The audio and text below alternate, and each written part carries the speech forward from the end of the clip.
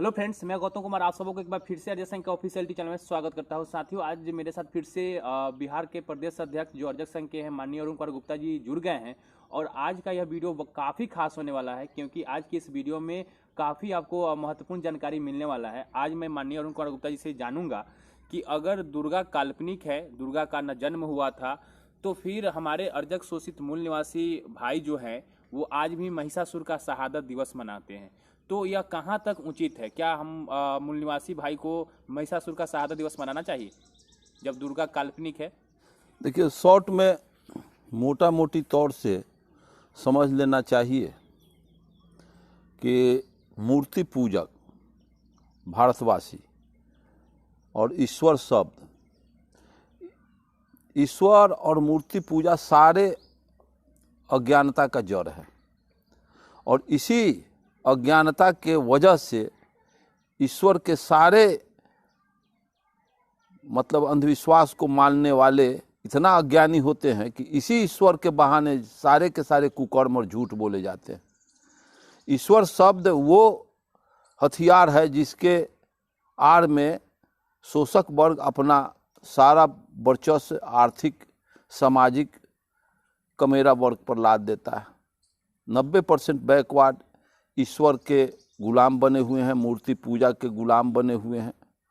और जब से हम इतिहास का अध्ययन करते हैं, इतिहास पर प्रकाश डालते हैं, दुनिया का इतिहास देखते हैं और मानव की उत्पत्ति हुई उस समय से लेकर के 10 हाथ का कोई इंसान के शकल में, अगर दुर्गा 10 हाथ की देवी थी तो 10 हाथ का बना देना और उसके रहन सहन पर हम गौर करें, दार्शनिक विश्लेषण करें, तो कभी प्रमाणित नहीं कोई कर सकता है कि 10 हाथ का, 2 हाथ का कोई जीव, कोई देवता, कोई ईश्वर, कोई इंसान, कोई माँ या कोई पशु, जय हाथ का जय पैर का पशु होता है तो उतना ही पैर का उसकी पैदाइश बच्चे होते हैं।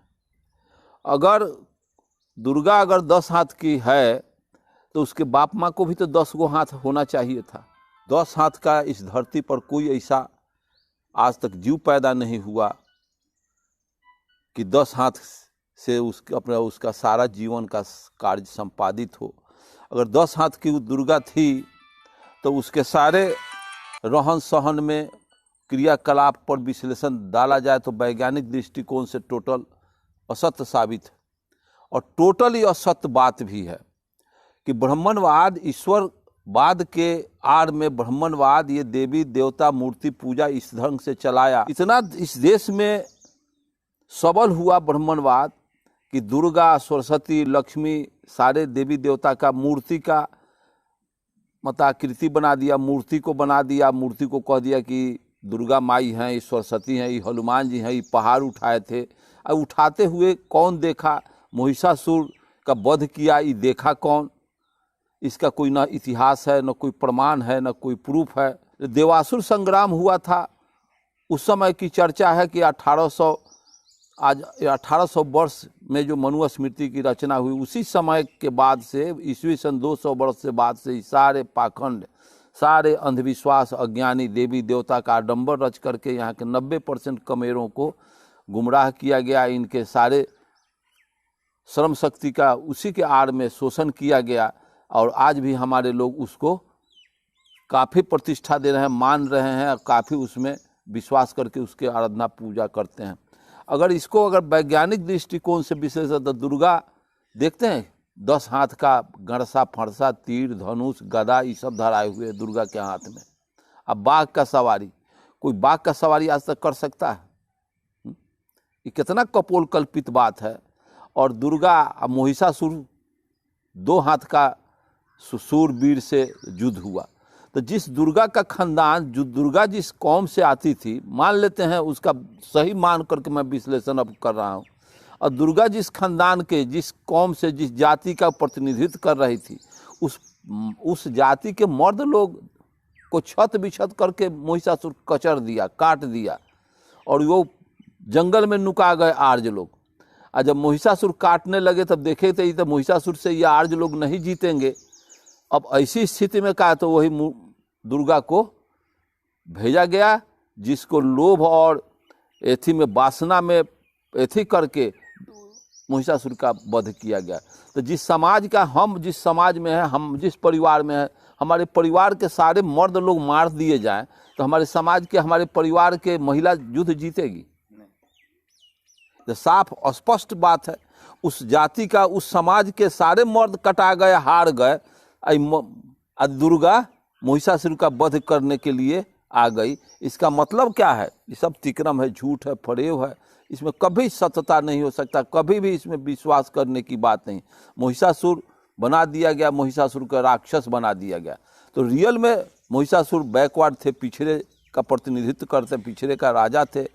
और ये आर्य अनार्य युद्ध इसी तरह से हुआ था।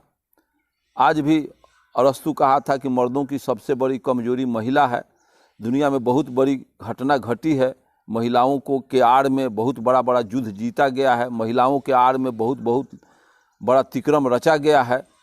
ये निर्विवाद सत्य है। लेकिन महिषासुर और दुर्गा की युद्ध हुआ ही नहीं, और हम लोग उसको यथार्थ मान के, सही मान के, उसमें आस्था रख के पूजा करते हैं। तो कभी पूजने के और इसमें विश्वास करने की चीज़ नहीं है। और बिल्कुल दुर्गा होती नहीं है, राम नहीं होता है, बिल्कुल नहीं होता है। इसमें जो विश्वास करता हो, तो मैं तो इसमें कुछ कर नहीं सकता हूँ। कह सकता हूँ कि इसका वैज्ञानिक कारण ढूंढो, इतिहास के पन्ना को उल्टो, और उससे सत्य का तुम्हें साक्षात्कार हो जाएगा। सत्य से तुम्हें। माननीय अनुपमा गुप्ता जी से हम लोगों ने यह जाना कि महिषासुर का शहादत दिवस जो हम अर्धक शोषित मूल निवासी लोग जो आज मना रहे हैं, वो एक कहानी के तात्पर्य है, कहानी का पात्र है। महिषासुर का भी जन्म नहीं हुआ था, वो भी काल्पनिक पात्र है। एक पात्र के आधार पर महिषासुर को देखा जाए तो वो भी मूल निवासी राजा थे, जैसा कि माननीय अरुण कुमार गुप्ता जी ने बताया। तो इस ढंग से अंधविश्वास को काटने के लिए और महिषासुर को इस ढंग से बताया जाता है, तो ऐसा ना करें।